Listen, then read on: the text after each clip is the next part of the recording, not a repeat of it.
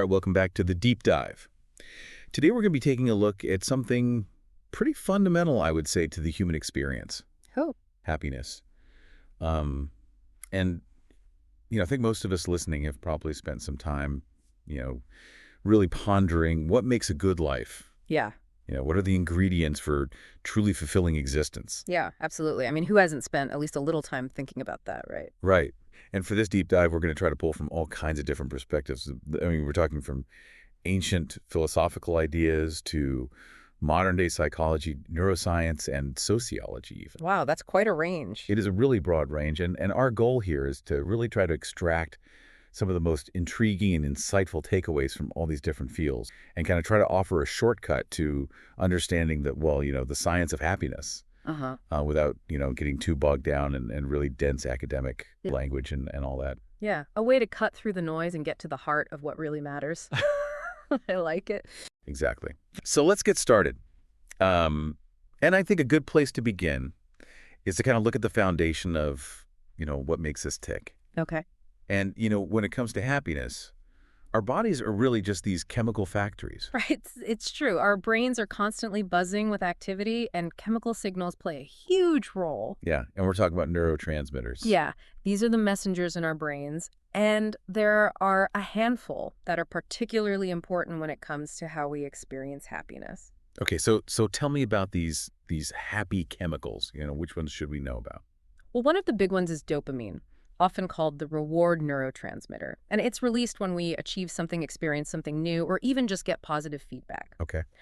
But what's really interesting is that different types of rewards trigger dopamine release in different parts of the brain. Oh, really? Yeah, there are subtleties to these pathways that researchers are still uncovering. Huh. So is that why, that quick buzz we get from a social media notification doesn't really feel the same as the satisfaction of completing a really challenging project? Yeah, that's a great example. Because while both can release dopamine, the pathways involved and how long that dopamine hangs around are different. I see. That's why a lot of the sources caution against relying on just those quick little dopamine hits, the kind we get from scrolling through social media or gambling. Right, right. It's not really a sustainable path to lasting happiness. Right, exactly. Now, another key player is serotonin, Okay. and it's involved in mood regulation, Mm-hmm. and it contributes to this broader sense of well-being and stability, you know? Okay. And things like getting enough sunlight, exercise, and meaningful social interactions can all boost your serotonin levels. Makes sense. Those all feel more sustainable too. Yeah, exactly. Right. And then we have endorphins, which are kind of like our body's natural painkillers and stress relievers. Yeah. And they're released during exercise, but also when we're having fun, things like laughing, that feeling of well-being you get after a good workout. Endorphins are a big part of that. That runner's high or just, feeling good after a good laugh. Exactly. It's a natural mood booster. And then there's oxytocin, right? Okay. Which I always think of as like the cuddle hormone. Mm-hmm. Huh. That's a good way to put it. Yeah, it's often called the love hormone because it plays a big role in bonding and trust, Yeah. Physical touch, acts of kindness, spending quality time with loved ones, these all boost oxytocin. Makes you feel all warm and fuzzy inside. Exactly, and fosters feelings of intimacy and happiness. But what's really fascinating is that all of these neurochemicals are intertwined. They don't act in isolation. Oh, wow. So it's this whole complex system working together. Exactly, a beautiful symphony of chemicals. That's a great way to put it. So we've talked about these neurochemicals, but, our sources also go into the role of genetics. Is there some kind of happiness set point that we're born with? Like, are some people just predisposed to be happier? Well, research, especially studies on twins, suggests that genetics might account for 40 to 50% of our happiness. Wow. That's a significant chunk. It is. And it means that some people might naturally have a more positive or negative baseline mood. Starting point. A starting point, yeah. So half of our tendency towards happiness might already be determined before we even, take our first breath. In a way, but remember, the other half is still up for grabs. Okay, that's good to know. So what makes up that other half? Well, the remaining 50 to 60% is shaped by our environment, our personal choices, and maybe most importantly, our mindset. So while we might have a certain predisposition, we still have a lot of power to influence our own happiness. Okay, that's actually pretty empowering. It means we're not just stuck with whatever genes we inherited. Exactly. We have agency. Now, shifting gears a little bit, let's talk about the psychology of happiness. Have you ever heard of the hedonic treadmill? I have. Honestly, I'm not sure I totally understand it. What is it exactly? Okay, well, it's basically this idea that we have this amazing ability to adapt to changes in our lives, both good and bad. Okay. And we tend to return to a kind of baseline level of happiness. Like, imagine winning the lottery. Yeah, that would be amazing. Right, you'd be ecstatic. But studies have shown that over time, lottery winners' happiness levels tend to go back to where they were before they won. Really.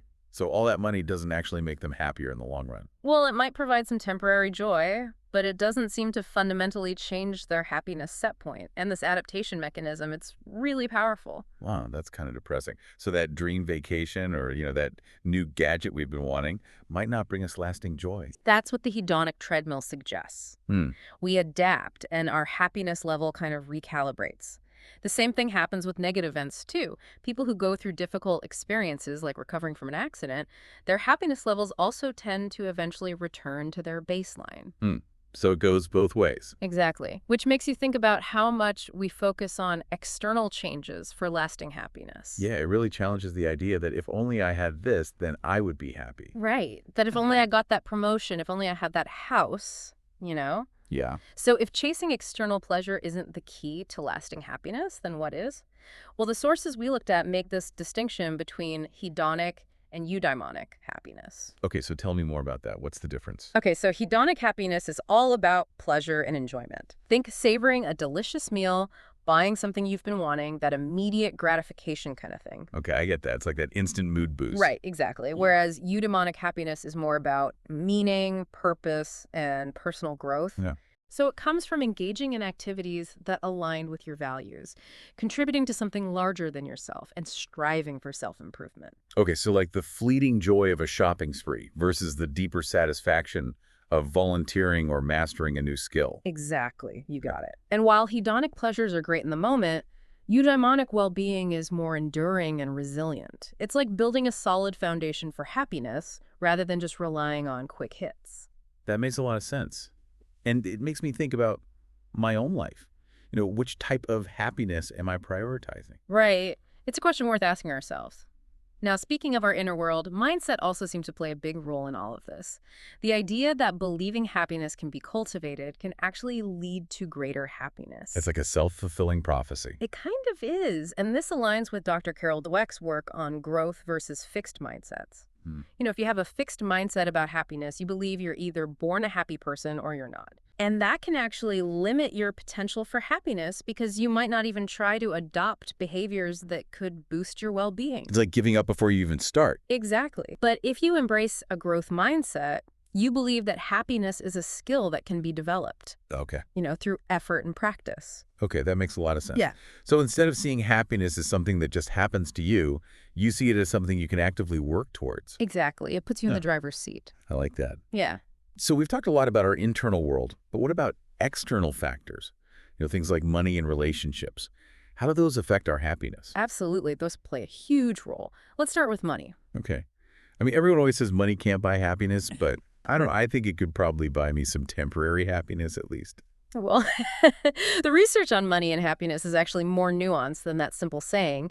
Studies show that up to an income of around $75,000 a year, more money does seem to correlate with greater life satisfaction. Okay. So up to a certain point, more money does equal more happiness. Up to a point. Because once you have enough to meet your basic needs and reduce financial stress, the impact of additional income starts to diminish. So there's like a threshold where more money doesn't actually translate into feeling happier. Yeah, that's what some studies suggest. Huh. Interesting. So is it all about how much money you make, or is it more about how you spend it? It seems like how we spend our money might actually matter more than how much we have, beyond a comfortable level, of course. Okay. So how should we be spending our money if we want to be happier?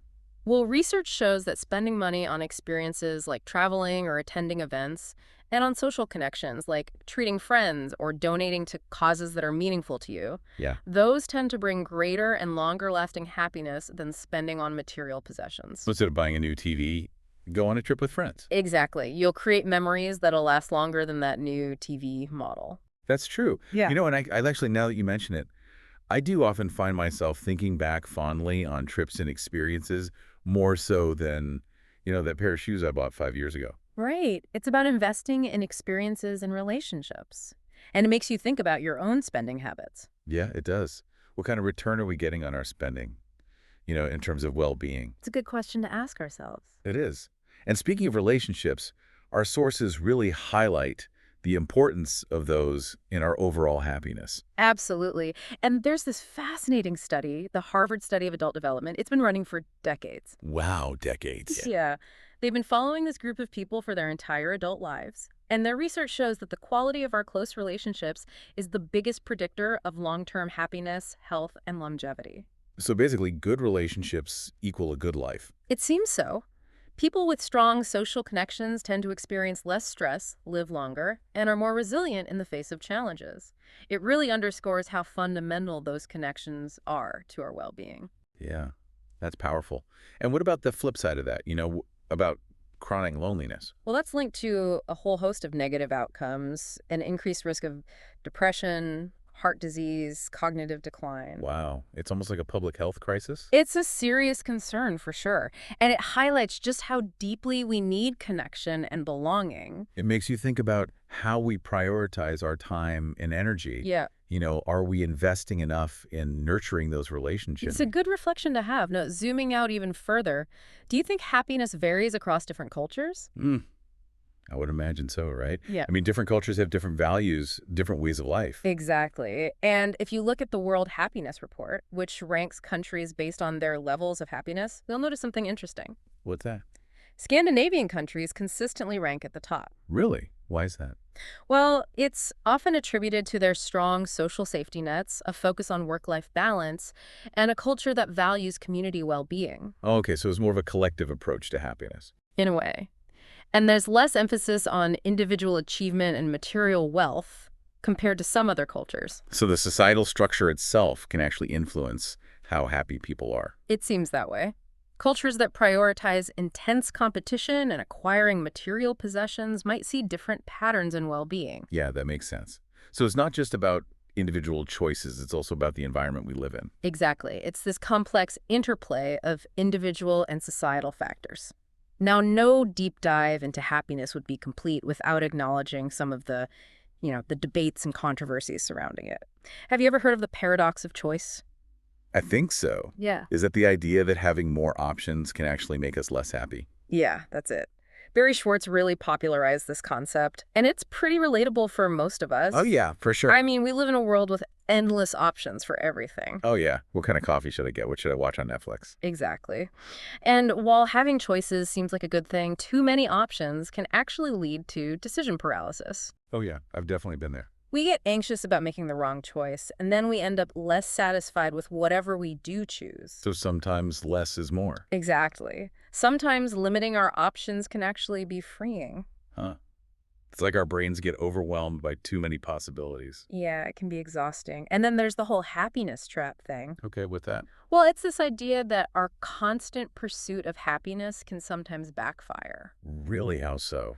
Well, some researchers argue that when we make happiness our primary goal, it can actually make us less happy. That seems counterintuitive. It does. But think about it. If you're constantly striving for happiness, you become really sensitive to any negative emotion. Okay. And that can lead to this feeling of disappointment or even anxiety when you're not feeling happy all the time. It's like you're setting yourself up for failure because no one can be happy all the time. Right. And the idea is that maybe happiness isn't something you directly pursue, but rather a byproduct of living a meaningful and engaged life. So instead of chasing happiness, we should focus on finding meaning and purpose. Exactly. And let happiness kind of flow naturally from that. I like that. It takes some of the pressure off. Right. So we've covered a lot of ground, but let's wrap up with some practical tips. If directly chasing happiness isn't always the best strategy, what are some things we can actually do to boost our well-being? Yeah, let's talk about actionable steps. Okay, well, one thing that consistently shows up in the research is gratitude. Gratitude. Yeah. Regularly taking time to appreciate the positive things in your life, big or small. It could be keeping a gratitude journal, writing a thank you note, or simply reflecting on what you're grateful for. Okay, so it's about shifting our focus to the good stuff. Exactly. It helps rewire our brains to notice and appreciate the good instead of dwelling on the negative. That makes sense. It's easy to get caught up in the things that are going wrong. It is. Another powerful one is engaging in acts of kindness. And it doesn't have to be anything grand. Helping a friend, volunteering in your community, even just holding the door open for someone. Right. Those small gestures can really make a difference. They can. And the cool thing is that helping others not only makes them feel good, it also activates reward centers in our own brains. Wow, so we get a happiness boost too. You got it. It's a win-win. That's awesome. What else can we do? Well, we've already talked about how important relationships are so nurturing. Those connections is key. Prioritizing quality time with loved ones over superficial interactions. Okay. Pursuing meaning and purpose, engaging in activities that align with your values, whether that's in your work, hobbies, or community involvement. Finding something that gives you a sense of purpose. Exactly. And something a lot of people struggle with these days is managing social comparison. Oh yeah, especially with social media. It's easy to get caught up in comparing ourselves to others. It is, and that can really take a toll on our well-being. So being mindful of our social media use and limiting exposure to those perfectly curated highlight reels can be helpful. So put down the phone and go spend time with real people. Exactly. And of course, there's exercise. It's a classic for a reason. Yeah, it always makes me feel better. Yeah. But does it have to be super intense workouts, or can just going for a walk make a difference? Even moderate exercise can do wonders for your mood. It releases those feel-good chemicals, reduces stress, and improves sleep. It's like a natural antidepressant. It really is. And finally, practices like mindfulness and meditation can help you regulate your emotions and cultivate a sense of inner peace. Okay. There are tons of apps and resources available if you're interested in exploring those. Wow, so many great ideas. So as we wrap up this deep dive into happiness, it seems like the science is pointing to a pretty complex picture. It is complex. Yeah, it's not just about achieving this constant state of euphoria. It's about creating a life that is rich in meaning, connection, and gratitude. Absolutely. We've explored the role of our brain chemistry, the way we adapt to changes, the crucial importance of relationships, and the difference between chasing pleasure and finding purpose. And it sounds like true happiness is less about chasing some elusive feeling and more about building a life that is fulfilling and connected. Yeah, that's the key takeaway. It's about intentionality. So for everyone listening, I encourage you to think about which of these insights really resonates with you. Maybe pick one of the strategies we talked about and give it a try. Really see how it impacts your well-being. Understanding the science of happiness, it's not about finding some magic formula, but it's about empowering yourself to cultivate more joy and meaning in your daily life. Yeah, it's about making choices that align with what truly matters to you. Exactly. Not chasing completing emotions, but building a life that feels authentic and connected. Well said. All right, that's it for this deep dive into happiness. We hope you found it insightful. We did too. It's been a great conversation. Until next time. Bye, everyone.